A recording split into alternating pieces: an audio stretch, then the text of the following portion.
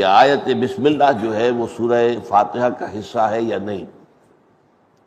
تاہم چونکہ ایک موقف یہ ہے کہ آیت بسم اللہ بھی سورہ فاتحہ کا جز ہے، اس میں شامل ہے، نہ بھی ہو تب بھی ظاہر بات ہے کہ اس سے پہلے لکھی ہوئی تو ہے مصحف کے اندر۔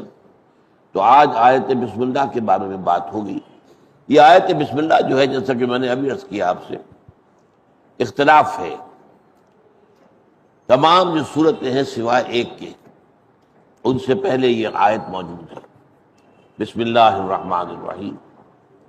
البتہ ایک سورہ توبہ ہے جس سے پہلے یہ آیت نہیں لکھی جاتی۔ اس کی وجہ یہ ہے حضرت علی رضی اللہ تعالیٰ عنہ کے الفاظ میں کہ چونکہ سورہ توبہ جو ہے وہ تلوار ہاتھ میں لے کر نازل ہوئی ہے۔ سورہ توبہ کے شروع میں جو اعلان ہے کہ مشرکین عرب سے اب کوئی معاہدہ نہ اللہ کا ہے نہ اللہ کے رسول کا ہے صلی اللہ علیہ وسلم، اب ان کو صرف 4 ماہ کی مہلت ہے۔ اس عرصے میں یہ اگر ایمان لے آئے تو ان کی جان بخشی ہو جائے گی، ورنہ انہیں قتل کر دیا جائے گا۔ یہ بات ذرا چونکہ کڑوی ہے، اگر ان جو آیات ہیں سورہ توبہ کی انہیں ان کی فیس ویلیو پر لیا جائے تو اعتراض وارد ہوتا ہے۔ اس کا تو مطلب یہ ہے کہ اسلام جو ہے بالجبر پھیلایا گیا ہے، تلوار کے زور سے اور موت کی دھمکی کے ساتھ۔ لیکن یہ جان لینا چاہیے کہ اصل میں یہ عام نہیں ہے، یہ حکم یہ خاص ہے بنی اسماعیل کے لیے۔ وہ عرب جو حضرت اسماعیل کی اولاد تھے، انہی میں سے حضور بھی تھے، لہذا ان پر گویا کہ حضور کی بعثت کے ذریعے آخری درجے میں اتمام حجت ہو گیا۔ اب اگر وہ ایمان نہیں لائیں گے تو اللہ تعالیٰ کا جو مستقل قانون ہے کہ جس قوم کی طرف اللہ رسول بھیج دیتا تھا، اگر وہ قوم انکار کرتی تھی تو وہ ہلاک کر دی جاتی تھی۔ جیسے آپ کو معلوم ہے قوم نوح ساری کی ساری غرق کر دی گئی، قوم ہود، قوم عاد جس کا نام ہے، برباد کر دی گئی، تباہ کر دی گئی۔ قوم صالح جس کا نام سمود ہے، وہ بھی اسی طرح ہلاک کیے گئے۔ قوم شعیب جس کا نام مدین ہے، وہ بھی ہلاک کیے گئے۔ آل فرعون وہ بھی غرق کیے گئے۔ اسی طرح سے در حقیقت یہ حکم اب ان لوگوں کے لیے جن میں سے حضور تھے اور جن کی طرف حضور کی اصل بعثت تھی، هو الذی بعث فی الامیین رسولا منہم، وہی ہے اللہ جس نے بھیجا ہے ان امیین میں سے ایک رسول، انہی میں سے، یہ کوئی باہر سے آیا ہوا نہیں ہے، اجنبی نہیں ہے، انہی میں سے ہے۔ لہذا ان پر اتمام حجت آخری درجے میں ہو چکی ہے۔ اب اگر وہ ایمان نہیں لائیں گے تو وہ مستوجب قتل۔ یہ مہلت دی گئی 4 مہینے کی۔ اگرچہ یہ آیت جو ہے بہت ہی خوفناک لگتی ہے اپنی جگہ پر، یہ مضمون واقعہ کیا ہے؟ سب اہل عرب ایمان لے آئے، کچھ لوگ پھر عرب چھوڑ کر چلے گئے، انہوں نے ہجرت کی، لیکن یہ کہ کچھ لوگ جو ہیں وہ صرف کچھ لوگ تھے، اکثر جو ہے ایمان لے آئے۔ اس طریقے سے کسی ایک شخص کا قتل بھی اس آیت کے مطابق نہیں ہوا، نوبت نہیں آئی، یہ صرف ایک دھمکی تھی۔ بہرحال یہ حکم چونکہ بہت سخت حکم ہے، لہذا حضرت علی کا فرمانا یہ ہے رضی اللہ تعالیٰ عنہ کہ چونکہ اس کے شروع میں اتنا سخت حکم آ رہا ہے تو یہ آیت جو ہے جس میں اللہ کے 2 اسماء آ رہے ہیں، الرحیم الرحمن، تو گویا کہ یہ آیت پھر مناسبت نہیں رکھتی اس مضمون کے ساتھ۔ رحمت والا پہلو نہیں ہے یہاں پر، عقوبت والا پہلو ہے، سختی والا پہلو ہے، سزا کا پہلو ہے، لہذا اس سے پہلے جو آیت بسم اللہ نہیں لکھی جاتی۔ باقی 113 صورتیں جو ہے قرآن مجید کی، ان کے شروع میں یا ان سے پہلے کہہ دیجئے آیت درج ہے۔ لیکن آیا یہ آیت ہر اس صورت کا جز شمار ہوگی؟ اس میں اختلاف ہے۔ ایک رائے یہ کہ نہیں، یہ کسی بھی صورت کا جز نہیں، سوائے وہ مقام جو میں نے ابھی آیات آپ کو سنائی ہے سورہ نمل میں، جس میں کہ واقعہ بیان ہو رہا ہے کہ وہ حضرت سلیمان علیہ السلام نے جو ایک خط لکھا تھا ملکہ سبا کو، اس میں یہ آیت وارد ہوئی ہے۔ وہ میں نے آیت آپ کو سنائی ہے کہ ایک خط جو ہے حدود کے ذریعے سے، ایک پرندے کے ذریعے سے وہ خط جو ہے ملکہ کے خوابگاہ میں ڈال دیا گیا۔ کوئی سفیر نہیں گیا تھا، کوئی انسان نہیں گیا تھا، نہ کوئی ڈاک کا نظام تھا۔ بہرحال اس نے وہ خط پڑھا، پھر اپنے دربار میں اس نے کہا، قالت یا ایھا الملأ، اے سرداروں، اے سرداران قوم، انی القی الیہ کتاب کریم، میرے پاس ڈال دیا گیا ہے لا کر ایک خط جو بہت ہی پرجلال خط ہے، بہت جلالت آمیز ہے، انہ من سلیمان، اور یہ خط سلیمان کی طرف سے ہے، وَإِنَّهُ بسم اللہ الرحمن الرحیم، اور اس کا آغاز ہوا ہے اس سے کہ شروع نام کے اللہ کے نام سے کہ جو رحمان ہے اور رحیم ہے۔ تو اس کے بعد یہ کہ اللہ تعالی علیہ واتونی مسلمین، حضرت سلیمان کے اصل مضمون کیا تھا اس خط کا کہ تم میرے مقابلے میں سرکشی مت کرو اور فرما برداری اختیار کر کے حاضر ہو جاؤ۔ تو یہ گویا کہ ایک الٹیمیٹم تھا حضرت سلیمان کی طرف سے علیہ الصلوۃ والسلام۔ بہرحال مشورہ ہوا، اس کے بعد وہ اور لمبی داستان ہو جائے گی، اس وقت جو ہے اس کا تعلق نہیں۔ تو یہ جو آیت ہے جیسا کہ میں نے عرض کیا، ایک رائے یہ ہے کہ ہر صورت کے ساتھ یہ جو ہے اس کا جز ہے، ایک یہ کہ نہیں قطعاً نہیں، یہ صرف بطور علامت لکھی گئی ہے، علامت کے طور پر کہ یہاں ایک صورت ختم ہو گئی دوسری شروع ہو رہی ہے۔ اب اس سے آپ سمجھ لیجئے کہ ایک بات اور حل ہو جاتی ہے کہ قرآن مجید کی کل آیات کی تعداد کے بارے میں اختلاف ہے۔ اب پہلا اختلاف تو اسی سے ہو جائے گا، اگر تو اس آیت میں بسم اللہ کو کاؤنٹ کریں تو 113 جو ہے وہ بڑھ جائے گا عدد، اگر نہیں کریں گے تو 113 کم ہو جائے گا۔ لیکن یہ کہ بہرحال یہ ایک علمی مسئلہ ہے جو قراء کے مابین ہے، جو ماہرین قراءت ہیں قرآن مجید کے، ان کے مابین اختلاف ہے۔ لیکن یہ کہ بہرحال یہ قرآن مجید کی آیت تو ہے، اس لیے کہ سورہ نمل کے اندر موجود ہے، وَإِنَّهُ مِن سُلَيْمَانَ وَإِنَّهُ بسم اللہ الرحمن الرحیم۔ اب آئیے اس پر ہم غور کرتے ہیں، اس آیت کے اندر بسم اللہ الرحمن الرحیم، اس سے پہلے جو ہے ایک فعل امر محذوف مانا جاتا ہے، جو کہا جاتا ہے ایک خبر کے انداز میں کہ میں اشرع بسم اللہ الرحمن الرحیم، میں شروع کرتا ہوں اللہ کے نام سے جو رحمان اور رحیم ہے۔ چنانچہ یہ آپ کو معلوم ہے کہ یہ ہماری تہذیب کا ایک جز بن گیا ہے، کوئی بھی کام ہو، اچھا کام جو بھی کر رہے ہو تو بسم اللہ الرحمن الرحیم اس سے اس کا آغاز ہوتا ہے۔ تو اس طریقے سے یہ گویا کہ ہماری تہذیب کی نمایاں علامت بن گئی، جیسا کہ میں نے پچھلے جمعے میں کہا تھا کہ ماشاء اللہ، انشاءاللہ، یہ ساری چیزیں جو ہے ہماری تہذیب کا، الحمدللہ، سبحان اللہ، یہ ہماری تہذیب کا جز ہے اور ہمارے ایمان کا یہ گویا کہ اظہار ہے، اس کا خلاصہ ہے۔ تو جو کام بھی آدمی کرے شروع، وہ کھانا کھانے بیٹھا ہے بسم اللہ پڑھے، کوئی اور اچھا کام کرنے لگا ہے بسم اللہ الرحمن الرحیم پڑھے، تو یہ گویا کہ اللہ کے نام سے یہ اسم کا لفظ جو ہے اگر علیحدہ لکھا جائے گا تو اسم لکھا جائے گا۔ اسمہ احمد سورہ صف میں ہے، یہ وہ جن کی خبر دی تھی حضرت عیسیٰ علیہ السلام نے کہ میرے بعد ایک رسول آئیں گے اسمہ احمد، جن کا اسم گرامی احمد ہوگا، تو علیحدہ لکھا جائے گا تو اسم الف اس کے پہلے جو ہے وہ بولا جائے گا، لیکن یہ کہ یہ اصل میں اضافی ہے، لہٰذا بے جب شامل ہوئی تو وہ الف اتر نکل گیا، بسم اللہ، بے اسم اللہ نہیں ہے، بسم اللہ، بے اور سین جو ہے جڑے ہوئے، بسم اللہ الرحمن الرحیم۔ اب اصل جو مضمون ہے اس آیت مبارکہ کا وہ یہ ہے کہ اس میں اللہ تعالیٰ کے 3 اسماء آ رہے ہیں۔ آج ہمیں ساری گفتگو انہی کے بارے میں کرنی ہے۔ سب سے پہلا اللہ، پہلی بات تو یہ جو لفظ ہے سب سے زیادہ عام ہے اللہ کے لیے، قرآن مجید میں بھی، ہماری بول چال میں بھی، اس لیے ایک رائے یہ ہے کہ یہ اللہ تعالیٰ کا اسم ذات ہے، اللہ کا اسم ذات ہے۔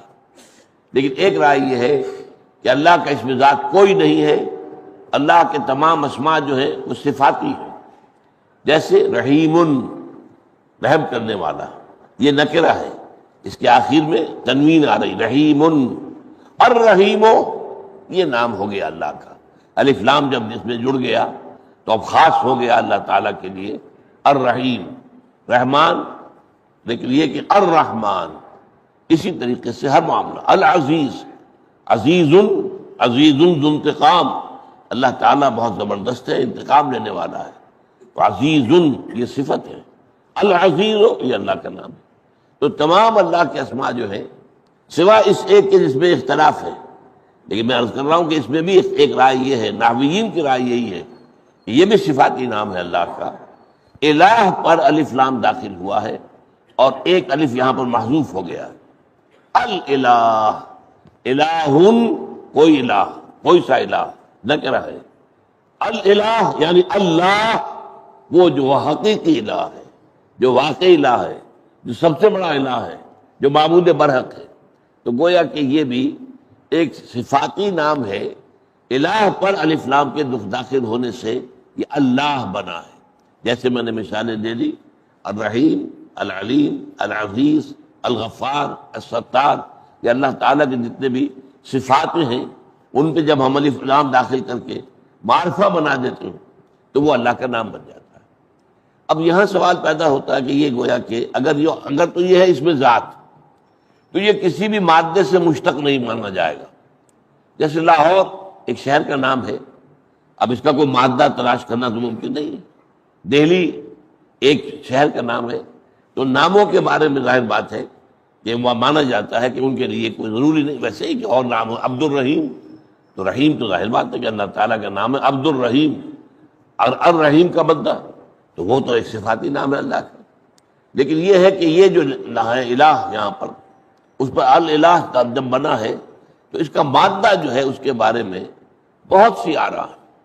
اور یہ میں سمجھتا ہوں کہ واقعتاً یہی نام اس لائق ہے کہ اس کے بارے میں یہ سمجھا جائے، گمان کیا جائے کہ اللہ کا اس میں ذات ہے. اور صوفیاء کرام کی رائے ہمارے ہاں یہی ہے کہ یہ اللہ کا اس میں ذات ہے.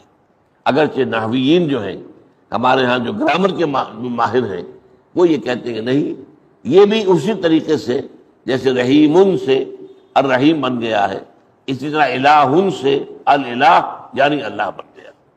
لیکن اب اس الہ کا مفہوم کیا کیا ہے؟ میں چند آپ کو گنواتا ہوں چیزیں. اس قدر جامع ہے یہ مادہ، اس میں جو مضامین نکلتے ہیں.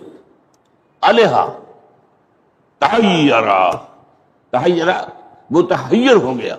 الہ کے معنی یہ ہے متحیر ہو جانا. اسی طریقے سے الہ تو الی فلان، اس کی کیا معنی ہے؟ اے سکن تو الہ، میں نے فلاں کی طرف الہ تو اس کے معنی کیا ہے کہ میں نے اس کی طرف سکون حاصل کیا، اس کے قریب جا کر مجھے سکون حاصل ہو گیا. اسی طرح الہ الرجل یعلہ اذا فزع من امر نزل به فلاحہ غیرہ اے اجارہ. اگر کوئی شخص کہتا ہے کہ فلاں شخص جو ہے اس نے الہ کیا، اس کی طرف راغب ہوا اس لیے کہ اس پر کوئی مصیبت آ گئی تھی اور اس مصیبت کے لیے اس نے اس کی پناہ طلب کی. اسی طرح الہ الفصیل الی امہ، اونٹنی کا بچہ جو ہے بچڑا ہوا تھا، اس سے بچھڑا ہوا تھا لیکن کسی طرح اس کی رسی باندھا ہوا ہوا کہ جیسے کہ آپ بھی بھینسوں کے بچوں کو جو ہے وہ باندھ کر رکھتے ہیں ورنہ دودھ پی جائے گی سارا کا سارا، آپ کو کیا ملے گا؟ لہذا وہ یہ ہے کہ اس کو باندھ کر رکھو.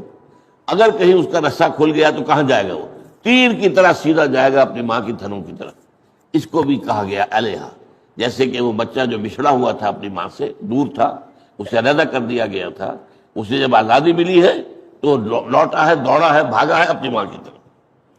لا یلوہ کے معنی ایک اور بھی ہے، اس کے معنی ہے احتجبا، کوئی چیز کی جو چھپ گئی ہماری نگاہوں سے اوجل ہو گئی، احتجبا چھپ گئی. والہ یالہ والہانہ محبت کرنا، جیسے ہم کہتے ہیں والہانہ محبت ہے، اس کے لیے بھی یہ مادہ آتا ہے. اب یہ اتنے مفہوم ہیں اس حرف کے اندر، الف لام ہا سے جو لفظ بنتا ہے، جو لفظ بنیں گے ان میں یہ تمام مفہوم ہیں. اب اس میں دیکھیے کہ 3 تصورات ہیں اللہ کے بارے میں. یہ ہے بہت نقطہ اہم جو سمجھ لیجیے. ایک عوام الناس کا تصور کیا ہے الہ کا، معبود کا، کہ وہ مشکل کشا ہے، وہ ہمارے تمام مسائل کا حل کرنے والا ہے، مصیبت کا دور کرنے والا ہے، وہ رزق دینے والا ہے، وہ ہماری ضرورتیں پوری کرنے والا ہے، قاضی الحاجات ہے. یہ جو تصور ہے یہ عوام کا تصور ہے. اللہ کی طرف ان کا رجوع اس حیثیت سے ہوتا ہے، وہ اللہ سے رزق طلب کرتے ہیں، اللہ تعالیٰ ہی سے اعانت طلب کرتے ہیں، اللہ تعالیٰ ہی سے اپنی مصیبت کے اندر مدد طلب کرتے ہیں، اللہ تعالیٰ ہی سے اپنی بیماری میں شفا کی درخواست کرتے ہیں. تو اس معنی میں عوام الناس کا تصور جو الہ کا ہے وہ یہ ہے کہ اپنی حاجت روائی کے لیے، اپنی مشکل کشائی کے لیے، اپنی بیماری کے دور کرنے کے لیے، اپنی ضروریات پوری کرنے کے لیے انسان جس طریقے سے وہ جو اونٹ کا بچہ جو ہے وہ بچھڑا ہوا تھا، علیحدہ ہوا تھا اپنی ماں سے، باندھ رکھا تھا آپ نے، جیسے ہی وہ کھلا وہ سیدھا گیا ہے ماں کی طرف، اسی طرح جیسے ہی انسان تکلیف میں مبتلا ہوتا ہے، کوئی مسئلہ اس کو دامنگیر ہو جاتا ہے، کوئی مشکل پیش آ جاتی ہے، اللہ کی طرف رجوع کرتا ہے۔ یہ معبود کا تصور جو ہے عوام الناس کا ہے، لیکن جو فلسفی ہیں ان کا تصور کیا ہے؟ وہ ہستی کہ جس کے بارے میں کچھ نہیں جان سکتے ہم، تحیر، حیران، اللہ کی عظمت کا کوئی اندازہ ہم کر نہیں سکتے، اللہ کی ذات کا تو کوئی تصور تک ممکن ہے۔ اے بروں از وہم و قیل و قال من، تو ہمارے تصورات سے، ہمارے وہم سے، اور وراء الورا ثم وراء الورا ثم وراء الورا ہے۔ تو جو فلسفی ہے وہ اللہ کا تصور جب کرتا ہے تو احتجبہ، اور یہ کہ وہ تحیرہ، اللہ کے جو چھپا ہوا ہے اور جس کے بارے میں تحیر کے سوا انسان کو کچھ ہاتھ نہیں آتا۔ ہاں اگر ہم جان سکتے ہیں تو اس کی صفات کے بارے سے، جیسے اللہ جو ہے رحیم ہے، اللہ جو ہے سمیع ہے، اللہ بصیر ہے، یہ صفات ہیں، ان صفات کے حوالے سے ہم اللہ کو جانتے ہیں۔ لیکن صفات کے بارے میں بھی دو باتیں ہم نہیں جانتے۔ اللہ سمیع ہے، کیسے سنتا ہے یہ ہم نہیں جانتے۔ کیا اس کے بھی ہمارے طرح کے کان ہیں؟ کیا اس سے بھی ساؤنڈ ویوز کی ضرورت ہے کہ وہ اس کے کان میں جائے اور وہاں جا کر اثر پیدا کرے تو انسان سنے؟ ہم نہیں جانتے۔ سمیع ہے، کیسے سنتا ہے یہ ہم نہیں جانتے۔ کتنا سمیع ہے یہ بھی ہم نہیں جانتے، ہم تصور ہی نہیں کر سکتے۔ وہ قدیر ہے، کتنا قدیر ہے ہمارے تصور سے باہر ہے۔ ظاہر بات ہے کہ ہمارا عقل، ہماری سوچ یہ تو اس طرح ہے جیسے کہ ایک جو سنار کی ترازو ہوتی ہے، وہ ماشے اور تولے تو تول سکتی ہے، ٹنوں سریا تو نہیں تول سکتی۔ تو ظاہر بات ہے کہ اللہ تعالیٰ کی صفات کا بھی ہم صرف یہ جانتے ہیں کہ وہ سمیع ہے، بصیر ہے، قدیر ہے، یہ سب جانو، لیکن کیسے سنتا ہے، کیسے دیکھتا ہے، کیسے اس کا وجود کیسا ہے؟ وہ ہر جگہ موجود ہے، کیسے موجود ہے؟ ہوا معکم اینما کنتم، وہ تمہارے ساتھ ہی ہوتا ہے جہاں کہیں بھی تم ہو، کیسے ہے؟ کس معنی میں ہے؟ وہ ہر جگہ موجود ہے، کس معنی میں ہے؟ یہ ہم نہیں سمجھ سکتے۔ لیکن یہ ہے کہ اس کی صفات کے بارے میں، دوسری بات وہ کتنا سمیع ہے، کتنا بصیر ہے۔ اب اس میں ایک لفظ ہمارے پاس جائے پناہ ہے، کل، ہوا علی کل شیء قدیر، وہ ہر چیز پر قادر ہے۔ ہوا بکل شیء علیم، وہ ہر چیز کا علم رکھنے والا ہے۔ تو ہم یہ کہہ سکتے ہیں مثلا اللہ خیر صدا کل، اب کل کتنا ہے اس کا اندازہ جو ہے، جیسے آپ کو معلوم ہے کہ آج سے کوئی 500-700 سال پہلے آدمی کیا سمجھتا ہوگا آسمان کہاں ہے؟ یہ کوئی چھت ہے، شاید 2-4 میل اوپر ہوگی آسمان ہمارے زمین سے، بس اور کیا۔ آج ہمیں معلوم ہے کہ آسمان جو ہے اس کی جو پہنائیاں ہیں اس کا تو اندازہ ہی ممکن نہیں۔ آسمان کا کوئی تصور ہی ابھی تک ہمارے سامنے نہیں آیا ہے۔ یہ گیلیکسیز، نئی سے نئی گیلیکسیز دریافت ہو رہی ہیں، اتنے billion trillion years, light years کے فاصلے پر، اور وہ نئی ایک گیلیکسی ایجاد ہو رہی ہے، معلوم ہو رہی ہے، انکشاف ہو رہا ہے۔ لیکن کیا سمجھتا تصور تھا پہلے انسان کا؟ تو بس اسی طریقے سے میں کہا کرتا ہوں، مثال کے طور پر یہ بات کہ اللہ بارش برساتا ہے، کیسے برساتا ہے؟ آج سے 400-500 سال پہلے اگر کسی بیچارے دیہاتی کا تصور یہ ہو کہ جیسے کوئی ماشکی جو ہے وہ مشق سے چھڑکاؤ کرتا ہے، ایسے ہی اللہ تعالیٰ کی شاید کو بہت بڑی مشق ہے اور اس مشق کے ذریعے سے چھڑکاؤ کر رہا ہے، اگر یہ بھی اس کا تصور ہے اللہ کر رہا ہے تو اس کے ایمان میں کوئی خلل نہیں ہے، اس لیے کہ اس نے یہ تو مان لینا اللہ کر رہا ہے، کسی دیوی کی طرف یا دیوتا کی طرف منسوب نہیں کر رہا، اللہ کر رہا ہے۔ تو اس معنی میں اس کا جو صحیح ہے توحید قائم ہے۔ البتہ یہ کہ ظاہر بات ہے کہ تصور تو اس کا اپنی ذہنی سطح کے مطابق ہوگا، اپنی ذہنی سطح سے بالا تر ہو کر تو سوچنا اس کے لیے ممکن نہیں۔ تو آج ہمیں معلوم ہے کہ بارش کیسے برساتا ہے اللہ، کہ سمندروں سے پانی بخارات بن کر اوپر اٹھتا ہے، اوپر جا کر بادل بن جاتے ہیں، پھر ہوائیں ہیں، ہوائیں جو ہے ان کو لے کر دور دراز جگہ پر جاتی ہیں، پھر بارش برستی ہے۔ اب یہ لیکن ہم کیا کہیں گے، یہ سارا نظام اللہ کا قائم کردہ ہے اور اللہ کے حکم کے تحت چل رہا ہے، لہذا اللہ بارش برساتا ہے۔ گویا کہ یہ سارا کا سارا میکینزم ہے، اب یہ انڈرسٹوڈ ہے کہ یہ سارا نظام اللہ نے بنایا ہے اور اللہ ہی اس کو چلا رہا ہے، اور جب چاہے گا اس کے خلاف بھی کر سکتا ہے، اچانک بھی بغیر کسی چیز کے کہ کوئی بخارات سمندر سے اٹھے اور ہوائیں لے کر آئیں، جہاں چاہے اللہ پانی برسا دے۔ اس کا اختیار مطلق ہے، لیکن یہ کہ اس نے جو نظام اس دنیا میں بنایا ہے، اب ہم نے سائنس کے ذریعے سے اس نظام کا مطالعہ کیا ہے۔ یہ سائنس نے یہ سارے گوشے جو ہیں انسان کے، یہ اللہ تعالیٰ کے افعال کے جو مختلف پہلو ہیں، رات کے پیٹ میں، پورے تو ابھی نہیں، لیکن کچھ نہ کچھ رات کے درمیانی حصے میں بارش ایسے برستی ہے، تہجد اصل میں جسے کہتے ہیں، یہ زمین کے اندر جو ہے وہ نیچے نہیں پلیٹ ہے ہے کہ جو عام اور طور پر مختلف لوگ جو ہے ان کے اندر فجر سے کچھ دیر پہلے حرکت جا ہوتی کے ہے، اذان سے تب یہ زلزلہ اور جلدی سے اس زمانے میں لوگوں کا کیا خیال تھا یہ تہجد نہیں، کہ ایک بہت بڑا بیل یہ ہے، تو فجر کا کانڈ غنیمہ ہے، بنا لیا، ہر اور اس کے نوافل ہے، سینگوں کے عبادت اوپر جو ہے ان کے زمین بھی ٹکی ہوئی ہے، جو اس کے وہ ایک سینگ پر ہوتا برکات ہے، ہیں وہ ظاہر ہوں گے، جب ذرا تھک جاتا ہے تو ذرا سینگ بدلتا ہے، دوسرے سینگ پہ لے لیتا ہے، لیکن اصل وہ میں سے جسے زلزلہ ہوتا ہے۔ تہجد کہا اب جاتا یہ ہے وہ رات کو وہ کیا سو کرتے ہیں؟ کر پھر ان کے اٹھنا سمجھ میں نیند کہاں کو سے آتا توڑ ہے؟ کر انہوں نے تو زیر زمین جا کے ابھی اور دیکھا پھر نہیں سو تھا، جانا اور پھر سمندر کی تہہ میں جا کر دیکھا نہیں تھا، جوف وہاں سے واقعی معلوم ہو جائے کہ کس طریقے سے مختلف جو ہے پلیٹس وہ کہلاتی ہیں، یہ رات کے وہ جس طریقے سے رات کے کہ وہ آپس میں درمیان جڑی ہوئی ہیں، یعنی نصف